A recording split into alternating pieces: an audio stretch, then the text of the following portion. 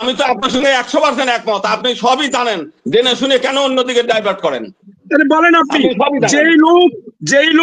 যেই লোকের কাছে তার ধর্মের, যে ধর্মীয় গুরুর কাছে তার ধর্মের শিশুরা নিরাপদ নয়, সেই ধর্মের লোকজন কিভাবে তার জন্য আন্দোলন করে, কিভাবে মার্ডার করে? আমি কখনোই একমত না। কোনদিন বলতে পারবো? আমি গোবিন্দদার পোস্টার আমি দেখাইতে পারবো। গোবিন্দদার যে পোস্টার লিফলেট সেখানে এই 8 দফা আছে তো। আমার আমি সংবাদ সম্মেলন করে বলেছি, টক শোতে বলেছি, সব জায়গায় বলছি, আপনাদের সঙ্গে আমি একমত না। 200 বছরের যে ঐতিহ্য এই বারের ঐতিহ্য নষ্ট করছে। তার চিন্ময় কুমার কি আমাদের দেশের নাগরিক নয়? সনাতনীর কি আমাদের দেশের নাগরিক নয়? তারা কি অব্লিগেটেড নয় যে আমার দেশের লটা তাদের উপর কি এনফোর্সমেন্ট করা যাবে না?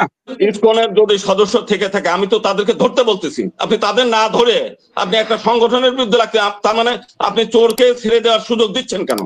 না ধরে আমি একটা প্রশ্ন করি আপনাকে, যদি ইসকনের সদস্য থেকে থাকে অবশ্যই সে দোষী।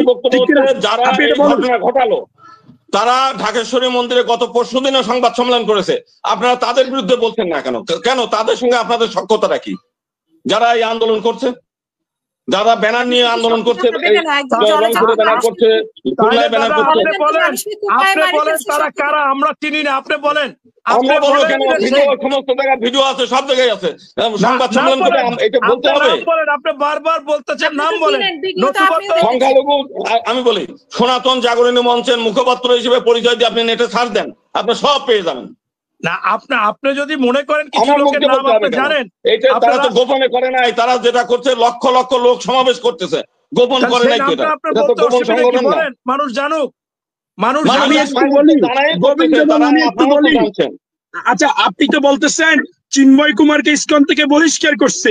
আপনি কি জানেন বহিষ্কারের কারণটা কি? কি কারণে তাকে বহিষ্কার করছে? আপনি চিরাংবাসী, আপনি জানেন। আমি তো বললাম যে ইন্টারন্যাশনাল চাইল্ড প্রোটেকশন কমিটি থেকে তারা বাড়ি দিয়েছে। জি, আমরা যতটুকু জানি সে আপনাদের আশ্রমে সে একটা অনাকাঙ্ক্ষিত কিছু ঘটনা করছে, যেগুলোর সত্যতা পাইছে, এই কারণে তাকে বহিষ্কার করছে। তাহলে যেই লোকের কাছে, আপনি জেনে শুনে ঘুমান কেন? আমি একটু বলি, যেই লোকের কাছে শিশুরা নিরাপদ নয়, তার পিছনে সনাতনীরা কিভাবে থাকে, এটার জবাবটা আপনি আমাকে দেন। আমি তো আপনার সঙ্গে 100% একমত। আপনি সবই জানেন, জেনে শুনে কেন অন্যদিকে ডাইভার্ট করেন? বলেন আপনি, যেই লোকের কাছে তার ধর্মের, যে ধর্মীয় গুরুর কাছে তার ধর্মের শিশুরা নিরাপদ নয়, সেই ধর্মের লোকজন কিভাবে তার জন্য আন্দোলন করে, কিভাবে মার্ডার করে, আপনি এই বিষয়ে বলেন।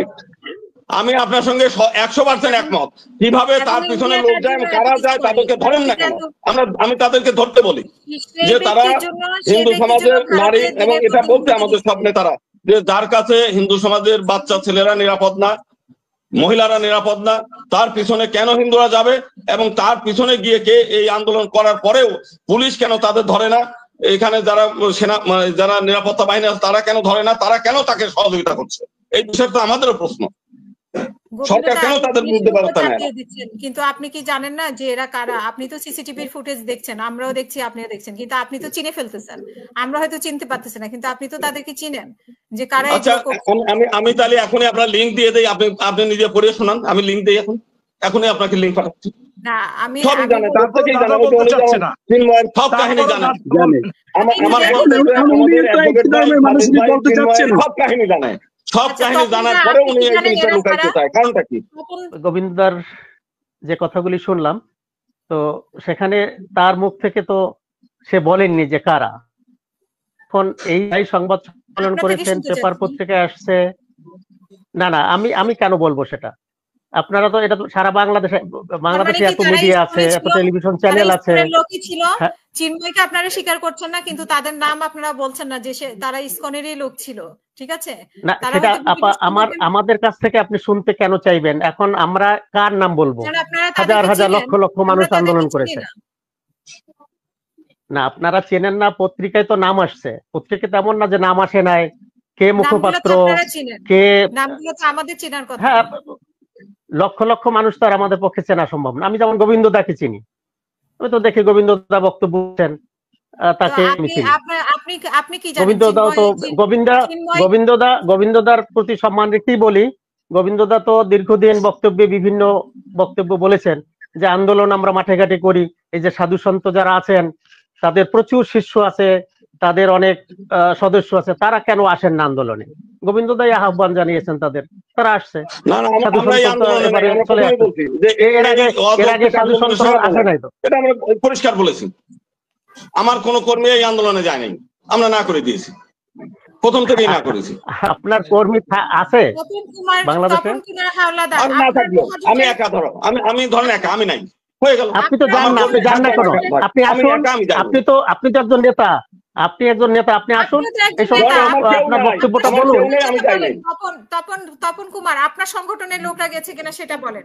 বাংলাদেশ জাতীয় হিন্দু মহাজোটের হ্যাঁ লোকরা গেছে, সবাই গেছে, যারাই এই আন্দোলনের সাথে সম্পৃক্ত ছিল, সনাতন জাগরণ মঞ্চ সম্মিলিত। হ্যাঁ, এই আন্দোলনের সাথে আপনারা সম্পৃক্ত। তপন কুমার হাওলাদার, আপনারা এই আন্দোলনের সাথে আমরা আছি তো। হ্যাঁ, তার চিন্ময় আন্দোলন সবাই আছে, গোবিন্দ দাও আছে। গোবিন্দ দা এখন অস্বীকার করলে কি হবে?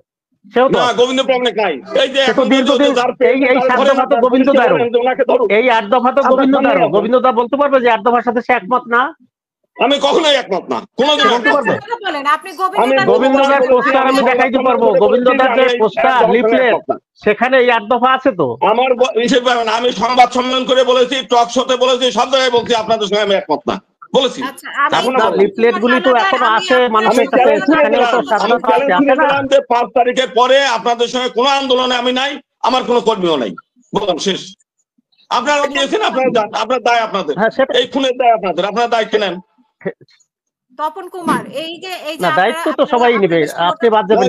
আপনারটা বলেন, আপনার সংগঠনে গোবিন্দ দা বলবে, আপনার সংগঠনের আপনারা গেছেন, আপনারা এই আন্দোলনের সাথে আছেন এবং এই আপনাদের সামনে আছে, আপনারা তাদেরকে দায়িত্ব দেন। যারা খুনি তারা তো আপনার সাথেই আছে। এই খুনের লোকজন আপনাদের সাথে, মানে আপনাদের কেউ হতে পারে, তাই তো? এটা খুনের সাথে আপা কে জড়িত, যে জড়িত থাকুক, সে আমার সংগঠনের হোক, সাধু সন্ত তারা জড়িত থাকুক বা যেই করুক, সেটার বিচার হোক, ফাঁসি হোক, সবকিছু হোক, সেটা আমরা চাই। কিন্তু কোনো নিরপরাধ মানুষের আমি বলি, যখন আমরা সবাই বাংলাদেশের নাগরিক, আমরা বাংলাদেশকে যেমন ধারণ করি, বাংলাদেশের আইনকে আমরা মানি, ঠিক কিনা? আমরা যেহেতু বাংলাদেশের আইনকে মানি, এই যে চিন্ময় কুমার শাহকে যখন গ্রেফতার করছে, ম্যাজিস্ট্রেট কোর্ট যখন নামঞ্জুর করছে, যাদেরকে এই যে বিভিন্ন হিন্দুরা, সনাতনীরা যে আইডিতে পোস্ট দিচ্ছে জামিন দিতে হবে, এবং জামিন না দিলে তাকে কি করেন আপনারা, জজকে আটক করেন, তাকে ঘেরাও করে রাখেন, জামিন না দিয়ে কোথাও যাওয়া যাবে না।